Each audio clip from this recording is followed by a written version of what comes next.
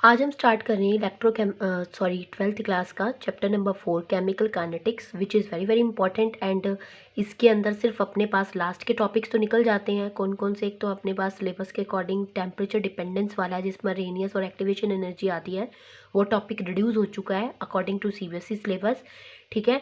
And last में अपने पास जो कैटलिस्ट वाला है वो भी रिड्यूस हो चुका है। तो लास्ट के जो 3 टॉपिक है वो रिड्यूस हो चुके हैं। उससे पहले का हमारे पास बचता है, और पहले का जो बचता है उसमें सिर्फ अपने पास क्या आता है, लास्ट टॉपिक आता है शूडो फर्स्ट ऑर्डर रिएक्शन तक। क्लियर? तो वो अपन करवा रहे हैं इसमें, यानी कि आज मैं केमिकल काइनेटिक्स के ना बहुत अच्छे से नोट्स बताने वाली हूँ, तो उसको अच्छे से कर लेना। ये इतना टिपिकल चैप्टर नहीं है। अगर आप इसको अच्छे से समझ के चलते हो ना, तो सिर्फ अपने पास क्या है इसके अंदर, रिएक्टेंट और प्रोडक्ट का ग्राफ आएगा स्टार्टिंग में समझने का। फिर उसके बाद फर्स्ट ऑर्डर जीरो ऑर्डर के अपने पास, सेकंड ऑर्डर तो पहले डिलीट कर दिया, तो फर्स्ट और जीरो ऑर्डर के अपने पास डेरिवेशन है और हाफ लाइफ पीरियड है बस। और ये किस किस फैक्टर्स के ऊपर डिपेंड करता है, ये चीज़ है इंपॉर्टेंट। यही मतलब कुल मिला के लगा लो कि आपके 5-7 टॉपिक है। अगर उनको आप अच्छे से कर लेते हो तो इस चैप्टर में से जो 6 नंबर का क्वेश्चन आने वाला है बिल्कुल क्लियर हो जाएगा। तो इसको अच्छे से करना, ताकि जो 6 नंबर फ्री के घूम रहे हैं ना, उनको आप पकड़ के अपनी पॉकेट में डाल सको। तो इसका क्या है, फर्स्ट अपने पास आता है कि केमिकल काइनेटिक्स अगर हम पढ़ते हैं तो हमें पता होना चाहिए कि केमिकल काइनेटिक्स का मतलब क्या है। तो जब भी मैं कोई भी चैप्टर स्टार्ट करती हूँ ना, तो सबसे पहले उस चैप्टर के नेम से ही स्टार्ट करती हूँ। तो इसका जो नाम है वो है केमिकल काइनेटिक्स। क्लियर? अब सभी को पता है कि स्टैटिक्स का मतलब क्या होता है, कॉन्स्टेंट, और काइनेटिक्स का मतलब क्या होता है, क्या होता है, मोशन होना। ठीक है, जो कांस्टेंट ना हो, जो स्टे ना हो, जिसके अंदर मोशन होता रहे।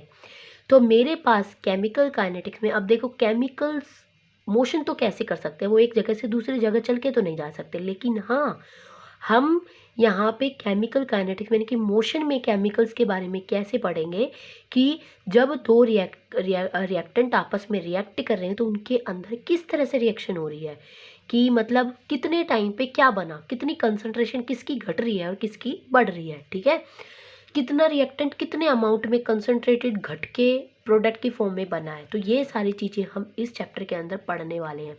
क्योंकि बेटा पहले क्या था, जैसे अब आपके ना बहुत सारे वो आ चुके हैं, जैसे हम दवाइयाँ लेके आते हैं, दवाइयाँ खाते हैं तो उसमें एक्सपायरी डेट होती है।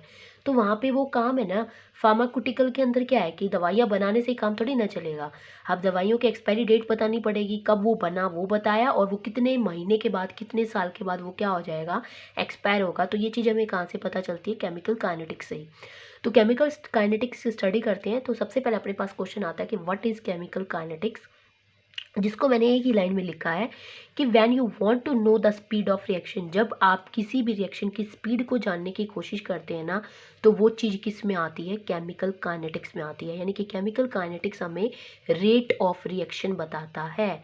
अब स्पीड को हमने यहाँ पे रेट से डिस्प्लेस कर दिया, क्योंकि rate is also known as the speed, कि उसकी रेट बढ़ रही है या घट रही है। इट्स मीन उसकी स्पीड बढ़ रही है या फिर उसकी स्पीड घट रही है। तो when you want to know the speed of reaction, जब आप किसी भी रिएक्शन की स्पीड या उसके रेट के बारे में जानना चाहते हो, तो वहाँ पे केमिकल काइनेटिक्स की स्टडी करना बहुत ज़्यादा ज़रूरी हो चुका था। तो अपने पास यहाँ पे नेक्स्ट क्वेश्चन आता है कि why do we need to study the chemical kinetics, chemical kinetics को पढ़ना क्यों ज़रूरी था। तो इसके कुछ एग्जाम्पल्स लेके आई हूँ मैं। तो सबसे पहले मैं फर्स्ट पॉइंट नहीं बता रही, मैं पहले बताऊंगी फार्माक्यूटिकल का, इसको मैं बताऊंगी बाद में। फार्माक्यूटिकल कंपनीज हैं वही बता रही हूँ, जो दवाइयों वाली हैं, दवाइयों पे क्या होता है, एक्सपायरी डेट भी देते हैं, उसकी मैन्युफैक्चर डेट भी देते हैं। तो मैन्युफैक्चर डेट का मतलब कि वो कब बनी, एक्सपायरी वो कितने महीने या कितने साल के बाद वो एक्सपायर हो जाएगी, मतलब जो रिएक्शन है उसकी वो कब तक स्टे रह सकती है, उस एक्सपायरी डेट के बाद उसकी जो रिएक्शन यानी कि जो प्रोडक्ट बनना चाहिए था वो नहीं बनता, वो कुछ और ही बन जाता है। जैसे कि फॉर एग्जांपल मैं आपको एग्जांपल दूँ कि गाँव के अंदर देसी दारू बनाई जाती है, वो कैसे बनते हैं, किसी मटके के अंदर गुड़ या फिर जो से बनती है बियर, ठीक है, गुड़ डाल देते हैं और उसको बहुत टाइटली कर देते हैं बंद, उसके अंदर कैटलिस्ट डाल देते हैं, एंजाइम डाल देते हैं, सॉरी, ठीक है, वो उसकी रेट ऑफ रिएक्शन को बढ़ा देता है, और उसको बिल्कुल टाइट कवर करके बांध के उसके मुंह को मटके का लेके, जो मिट्टी का बर्तन होता है उसको लेके मटके को, उसके अंदर गुड़ डाल के उसके अंदर ईस्ट डाल देते हैं, सॉरी मतलब जो एंजाइम कैटलिस्ट वहाँ पे यूज़ कर रहे हैं वो डाल देते हैं, और उसको टाइटली बंद करके उसके माउथ को ज़मीन में दबा देते हैं। ज़मीन में क्यों दबाया, क्योंकि जो गर्माश होती है ना अपनी धरती की वो ज़्यादा होती है। दूसरी चीज़, उसको इस तरह से दबाते हैं कि जो पार्टिकल्स मिट्टी के अंदर, पार्टिकल्स में जो एयर प्रेजेंट होती है ना, वो इसके अंदर से भी पास ना हो। यानी कि एयर तो इसमें से पास होनी ही नहीं चाहिए, और एयर में स्पेशली कौन सी, ऑक्सीजन गैस, ठीक है। क्यों, अगर उसके अंदर से ऑक्सीजन गैस पास हो गई ना, तो उसको एल्कोहल की जगह कार्बोक्सिलिक एसिड के अंदर कन्वर्ट कर देगा, ठीक है। और इसका तो कार्बोक्सिलिक एसिड अगर बन गया तो उसका टेस्ट ही बिगड़ जाएगा। टेस्ट ही कुछ और बन गया, टेस्ट क्या है, वो तो कंपाउंड ही कुछ और बन गया है ना। अल्कोहल तो बना नहीं, वो क्या बन गया, कार्बोक्सिलिक ग्रुप।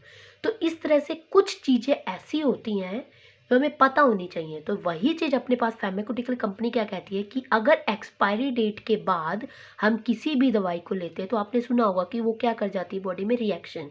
रिएक्शन करने का मतलब कि जब दवाई हम ले रहे हैं, ठीक है, एक्सपायरी डेट निकलने से पहले, तो वो हमारे अंदर ऐसा एंटीबायोटिक्स बनाती है जो उस बीमारी से लड़ सके। अगर एक्सपायरी डेट निकलने के बाद जो अगर हम दवाई, वही दवाई लेते हैं, तो वो उस बॉडीज़ की बजाय कुछ और ही बना देती है बॉडी में, जो कि हमारी बॉडी के साथ इन्फेक्शन कर देता है, ठीक है। तो ये जो टाइम पीरियड था ना, ये निकालना बहुत ज़्यादा नेसेसरी था, ताकि लोगों को आगे प्रॉब्लम्स का फेस ना करना पड़े। तो इसलिए यहाँ पे केमिकल जो काइनेटिक्स है उसकी स्टडी करना ज़रूरी हो गया था। फिर आते कैटलिस्ट। कैटलिस्ट क्या करते हैं, कैटलिस्ट का यूज़ करके हम रेट ऑफ रिएक्शन को बढ़ा भी सकते हैं और घटा भी सकते हैं। तो कुछ कैटलिस्ट ऐसे होते हैं जो रेट ऑफ रिएक्शन को इंक्रीज़ कर देते हैं, और कुछ होते हैं जो रेट ऑफ रिएक्शन को डिक्रीज़ कर देते हैं। और कुछ मैं इसके अंदर ये भी एग्जांपल दे सकती हूँ कि कैटलिस्ट, जैसे कि मान लिया हम रात को दूध के अंदर जामन लगा के उसको दही में बदलते हैं, सुबह दही बन जाता है, लस्सी या दही डाल के रात को दूध में, और उसको हम दही में बना देते हैं। ये तो कहने को मतलब बहुत छोटी सी प्रोसेस है, लेकिन जो दही बना है, यानी कि जिस दूध में हमने रात को खट्टा मिलाया था, यानी कि उसके अंदर दही या थोड़ा सा लस्सी मिलाई थी ताकि वो दही में बदल जाए सुबह तक वो दूध, तो उसकी प्रोसेस अलग थी। अगर हम बहुत ज़्यादा गर्म दूध के अंदर वहाँ पे जामन देते हैं उसके अंदर, यानी कि दही या लस्सी उसके अंदर डाल के उसको जमाते हैं, तो वो जो थोड़ा सा दही या लस्सी है, वो एज ए कैटलिस्ट का काम करता है, जो उसको दूध को दही में कन्वर्ट कर देगा, ठीक है। अगर बहुत ज़्यादा गर्म दूध में जमाते तो भी अच्छे से दही नहीं जमेगा, और बहुत ज़्यादा ठंडे में जमाते तो भी अच्छे से नहीं जमेगा। कहने का मतलब है कि उस दूध के ऊपर ऑप्टिमम टेम्परेचर के ऊपर ही अगर हम उसके अंदर जामन लगाते हैं, तभी भी वो हमें सुबह मॉर्निंग में दही जमा के देता है। यानी कि मॉर्निंग नहीं बोलते तो हम बोल सकते हैं कि 4-5 घंटे के बाद वो हमें दही बन के दिखाता है। फिर आता है अपने पास shelf life of packed food. यानी कि जो पैकेट्स वाले फूड होते हैं, जैसे चिप्स हम खाते हैं, कुरकुरे खाते हैं, उनके अंदर एयर फिलअप होती है ना, तो उनके पैकेट्स के पीछे आपने देखा होगा उस पे भी एक्सपायरी डेट होती है। तो कहने का मतलब है कि अगर उस एक्सपायरी डेट के बाद हम उस चीज़ को खा रहे हैं, तो उसके अंदर जो नाइट्रोजन गैस प्रेजेंट थी वो तो लीक हो रही है, और जो बाहर से ऑक्सीजन है वो उस फूड के साथ ऑक्सीडेशन करके उसको रेंसिड बना देगा, ठीक है। तो ये चीज़ भी वहाँ पे केमिकल काइनेटिक्स पता होनी चाहिए थी। अगर एक्सपायरी डेट पता नहीं होती उस पैकेट की, तो हम उसको मतलब हमारी बॉडी में हम इन्फेक्शन कर सकते थे। नेक्स्ट है action of enzymes in living organisms. अब हमारी खुद की बॉडी में जो बायोलॉजिकल बॉडीज़ हैं, यानी कि इंसान की हो गई, पशुओं की हो गई, ठीक है, तो इनकी जो बायोलॉजिकल ऑर्गेनिजम्स के अंदर एंजाइम्स बहुत ज़्यादा प्ले रोल करते हैं। फॉर एग्जांपल, जैसे मान लिया अपनी बॉडी में कुछ बन रहा है, तो एंजाइम्स ही बनाएगा वहाँ पे। एंटीबायोटिक्स बना रहे हैं, बॉडीज़ बना रहे हैं, तो भी एंजाइम्स का काम कर रहे हैं। तो मतलब ये क्या करते हैं, रेट ऑफ रिएक्शन को बॉडी के अंदर बढ़ा भी देते हैं और घटा भी सकते हैं, ठीक है। तो यहाँ पे आप अपने पास आता फर्स्ट पॉइंट, यही चीज़ मैंने आपको बताई थी। अगर हम कार्बोहाइड्रेट्स को एनएरोबिक कंडीशन में रखते हैं, एनएरोबिक मतलब जहाँ पे एयर पास ना हो, तो ये जो कार्बोहाइड्रेट्स है, कार्बोहाइड्रेट्स क्या होते हैं, जो कार्बन और हाइड्रोजन से मिलकर बना होता है, ठीक है।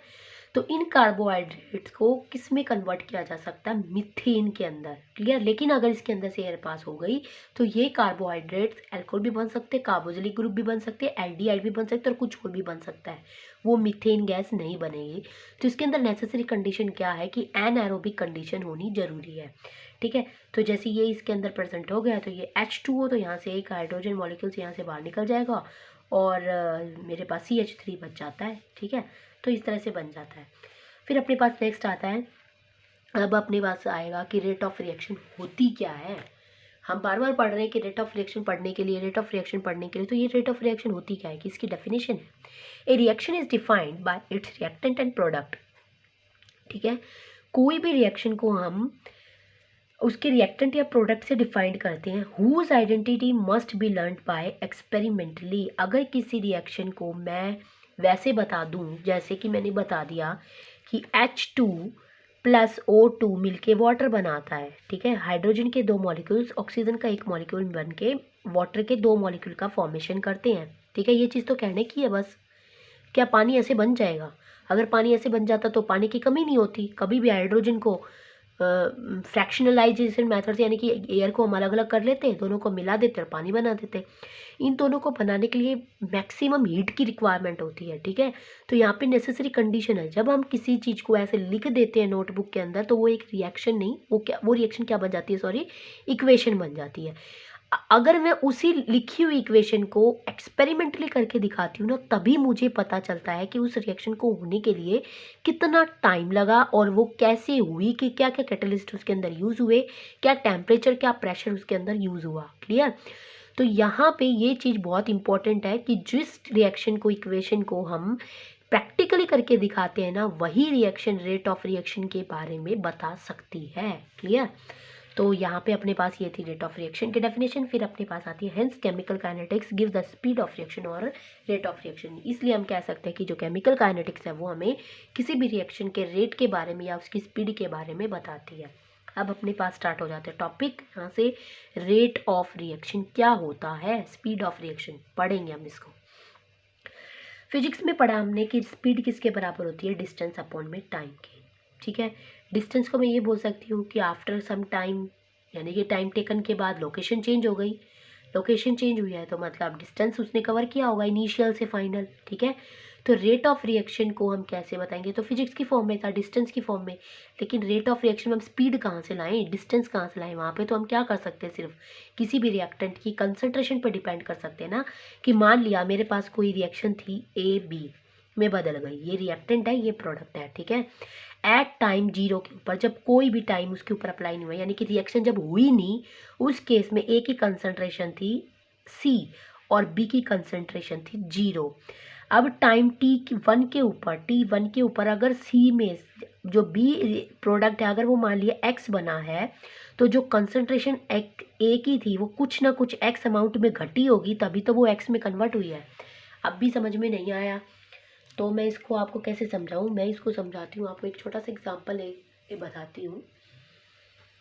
मेरे पास यहाँ पे ना खाली माचिस पड़ी है, ठीक है, और मैं आपको ना उसी से समझाने वाली हूँ। तो प्लीज़ ये मत देखना इसके अंदर कि इस माचिस में मैस्टिक्स है, ठीक है, माचिस की तीलियाँ है। मैं यहाँ पे सिर्फ, मेरा मकसद क्या है कि मुझे ना आपको यहाँ पे दिखाना है कि ये कोई भी रिएक्टेंट था, ठीक है, ये कोई भी रिएक्टेंट था और इसके अंदर जो ये जो स्टिक रखने वाला पार्ट है ना, ये मान लिया इसका क्या है, कंसंट्रेशन है। इस रिएक्टेंट के अंदर ये जो अंदर का पार्ट जो मैं बाहर निकाल रही हूँ ना, अंदर डाल रही हूँ, ये वाला, ये इस मान लिया इस रिएक्टेंट की कंसंट्रेशन है, ठीक है। और ये कोई भी प्रोडक्ट बनाएगा। अब मुझे ये बताओ, जब तक कि ये रिएक्टेंट, मान लिया ये इसके साथ मिलके ये कोई A कंपाउंड है, ये कोई B है, ठीक है, ये दोनों आपस में मिलके कोई C कंपाउंड बना रहे हैं। AB, ये B A है, ये B है, और C कुछ भी बन जाएगा, ठीक है। तो ये जो A है ये तभी तो बनेगा जब इसको हम, मान लिया इसके साथ ये कोई कंपाउंड बॉन्डेड है, जब ये पहले वाला बॉन्ड टूटेगा तो अपने पास रिएक्शन कैसे होती है, जो पहले वाला बॉन्ड जितना टूटता है ना, नया बॉन्ड उसके साथ उतना ही बनता है। अब ये जितना बाहर निकलेगा, टूटेगा, ये उतना ही इसके साथ जुड़ेगा, यानी कि उतना ही ये इसके अंदर जा सकता है। अब ये इतना यहाँ से बाहर निकला है तो ये उतना ही इसके अंदर एंटर करेगा। अब ये जितना इसमें से बाहर निकलेगा उतना ही अंदर जाएगा, इतना ये एक टाइम ऐसा आएगा कि पुराना बॉन्ड तो कम्प्लीटली टूट चुका है और नया बन चुका है। अब ये जो नया बना है ये अब कोई भी C कंपाउंड बन चुका है, ठीक है। तो यही चीज़ मैं बताना चाहती थी आपको यहाँ पे, क्या कि जब कभी भी रिएक्टेंट है प्रोडक्ट में बदलते हैं तो उनकी कंसंट्रेशन डिक्रीज होती है, और जितनी रिएक्टेंट की कंसंट्रेशन डिक्रीज होती है ना, उतनी ही प्रोडक्ट की कंसंट्रेशन बढ़ती है, ठीक है। तो मैं ये बोल सकती हूँ, अगर मुझे change in concentration divided by time taken लिया हो, तो मान लिया इनिशियल कंसंट्रेशन थी उसकी कितनी C1 और फाइनल कंसंट्रेशन थी C2, तो मेरे पास फिजिक्स के अकॉर्डिंग कैसे निकलता है, फाइनल माइनस में इनिशियल, यानी कि फाइनल मेरे पास C2 माइनस में C1 divided by T2 minus में T1। तो इसको हम क्या लिख सकते हैं, एवरेज कंसंट्रेशन लिख सकते हैं। एवरेज कंसंट्रेशन को हम किससे डिनोट करते हैं, डेल C से, और टाइम को डेल T से। तो इसके पास, इसमें हमारे पास आता भी है कि कंसंट्रेशन का होता है क्या, यूनिट होती है कंसंट्रेशन की मोल पर लीटर। ठीक है, तो मेरे पास रेट ऑफ रिएक्शन किसके बराबर है भाई, कंसंट्रेशन अपॉन में टाइम के। तो कंसंट्रेशन, रेट ऑफ रिएक्शन की यूनिट्स क्या हो जाएंगी, कंसंट्रेशन की होती है मोल पर लीटर, ठीक है, डिवाइडेड बाय टाइम। अब ये टाइम डिवाइड में, तो इसको मैं पर टाइम भी बोल सकती हूँ, यानी कि मोल पर लीटर पर टाइम किसकी होती है यूनिट, रेट ऑफ रिएक्शन की। ठीक है, अब भाई यहाँ आ जाओ, बहुत बहुत इंपॉर्टेंट है ये अपने पास, बहुत ज़्यादा। एवरेज रेट को हम डेल से डिनोट करते हैं। ठीक है, एक्स में यहाँ पे मैंने कोई भी कंसंट्रेशन को शो करने के लिए एक्स ले रखा है, आप सी भी ले सकते हो। तो del x by del t है, यानी कि इसको मैं लिख सकती हूँ फाइनल कंसंट्रेशन माइनस में इनिशियल, यानी कि x2 माइनस में x1 divided by T2 minus में T1। ठीक है, इंस्टेंटेनियस होता है अपने पास कि अगर एवरेज जो चीज़ होती है, रेट है, वो अप्रोचेज टू जीरो कर जाए, जीरो में पहुंच जाए, तो उसको हम डेल की बजाय डी से शो कर देते हैं। तो ये डी एक्स बाई क्या आ जाएगा, डी टी। अब आपको ना डिफरेंस समझाती हूँ एवरेज में और इंस्टेंटेनियस में क्या होता है। ठीक है, मैं इस पॉइंट पे खड़ी हूँ और मैंने धीरे धीरे चल के मैं इस पॉइंट तक पहुँच गई। मुझे इसके बीच का है ना निकालना है डिस्टेंस। ये मान लिया था 0, ये मान लिया 2 मीटर है। तो मैं इसका बीच का डिस्टेंस कैसे निकालूंगी, मान लिया ये मेरे पास है कोई भी डिस्टेंस, मैं बी पॉइंट पे पहुंची हूँ और ये है ए पॉइंट। तो इसका डिस्टेंस क्या आएगा, बी माइनस में ए, फाइनल माइनस में इनिशियल, तो ये मेरे पास कितना आ गया 2 माइनस में 0 यानी कि 2। ये कहलाता है एवरेज। जब हम बहुत बड़ा कोई डिस्टेंस कवर करके आते हैं, यानी कि जब बहुत ज़्यादा डिस्टेंस कवर करना पड़ता है, तो उसको हम बोलते हैं एवरेज। ठीक है, जिसमें हमें फॉर्मूला लगाना पड़ता है फाइनल माइनस में इनिशियल का। अब इंस्टेंटेनियस का एग्जांपल देती हूँ कि मेट्रो सिटीज़ जो होती हैं, ठीक है, मैं हरियाणा में चरखी दादरी से बिलोंग करती हूँ और चरखी दादरी मेट्रो सिटी नहीं है। यहाँ पे ऑटो जब चलते हैं ना मार्केट में जाने के लिए, वो फिक्स रेट पे चलते हैं कि 15 रुपये में आप कहीं भी दादरी में कहीं पे भी चले जाओ, आपसे सिर्फ 15 रुपये ही लिए जाएंगे। पहले 10 थे, इस साल से 15 कर दिए।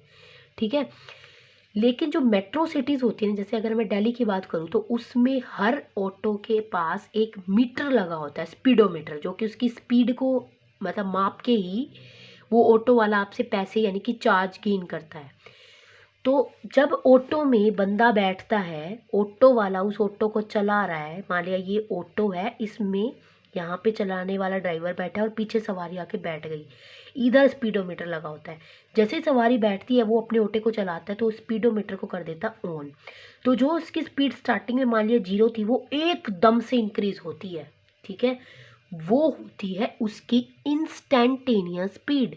क्लियर, जो अचानक से बढ़े या अचानक से घटे, उसको हम बोलते हैं इंस्टेंटेनियस स्पीड। और रिएक्शन में अगर मैं इसकी बात करूं, तो इसको बोलूंगी मैं इंस्टेंटेनियस रेट, यानी कि जब कंसंट्रेशन इनिशियल से या तो बहुत जल्दी बढ़ जाए या बहुत जल्दी घट जाए, तो उसको हम बोलते हैं इंस्टेंटेनियस रेट। और जिस टाइम पे वो बहुत जल्दी से बढ़ी, वो टाइम भी उसका इंस्टेंटेनियस टाइम कहलाएगा।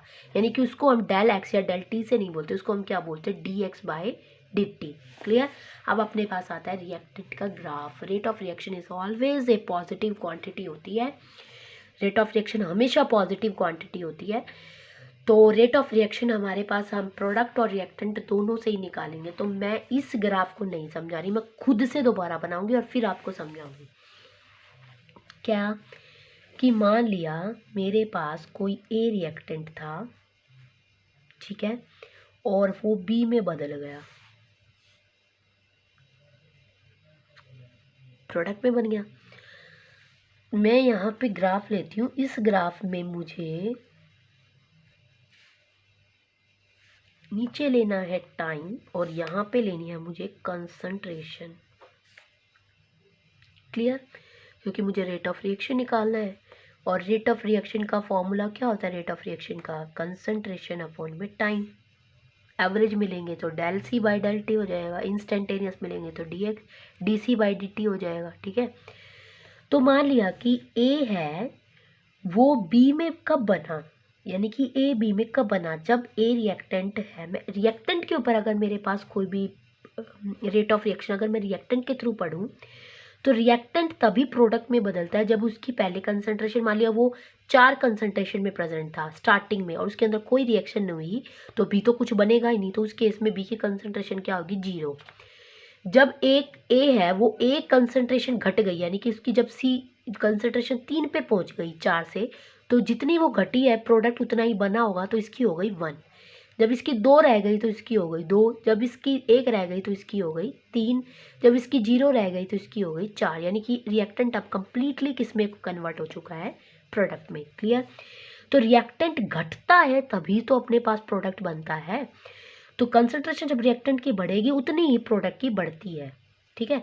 जितनी रिएक्टेंट की घटेगी तो मेरे पास इसमें रिएक्टेंट का ग्राफ आ जाता है ये वाला, क्या कि जैसे जैसे टाइम बढ़ेगा कंसंट्रेशन रिएक्टेंट की क्या होती चली जाएगी, डिक्रीज होती चली जाएगी, लास्ट में वो अप्रोचेस टू 0 पहुंच जाती है, ठीक है।